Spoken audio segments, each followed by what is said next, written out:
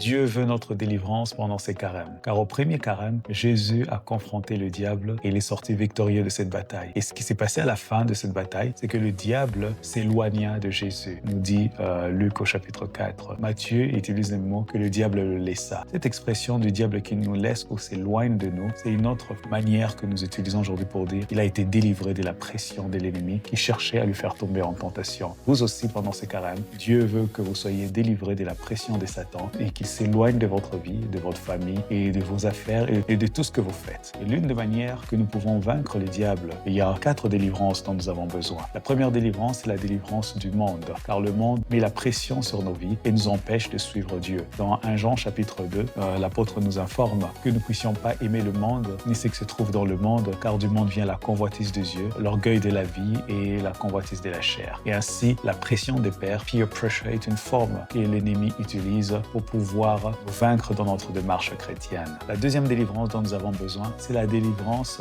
des démons, car le diable utilise des esprits méchants, des esprits impurs pour pouvoir détruire notre vie. Dans Éphésiens chapitre 4, ainsi que dans 2 Corinthiens, il nous dit que nous ne puissions pas donner accès au diable en gardant la colère et la rancune dans notre vie, et que nous puissions faire acte de pardon afin que nous ne soyons pas sous l'emprise du diable. Et ainsi, nous pouvons vaincre Satan par le pardon et l'amour. Le troisième combat spirituel dont nous avons besoin pour pouvoir être délivrés, c'est la délivrance contre nous-mêmes. Oui, parce que souvent, nous sommes capables de nous tromper et nous sommes spécialistes à cela. Pourquoi la Bible nous rappelle à plusieurs reprises et dit « Ne vous y trompez pas, les mauvais amis corrompent le bon mœurs. Ne vous y trompez pas. On récolte ce qu'on a sémé. » Parce que souvent, nous avons tendance à nous tromper. Et ainsi, si nous voulons aller loin et vivre notre délivrance, il faut qu'on arrête de croire à tout ce qu'on veut et apprendre à se soumettre à la parole de Dieu. Car Dieu est vérité. Et la quatrième délivrance dont nous avons besoin, c'est la délivrance de la malédiction. Car il est écrit dans la Bible que Christ nous a délivrés de la malédiction de la loi.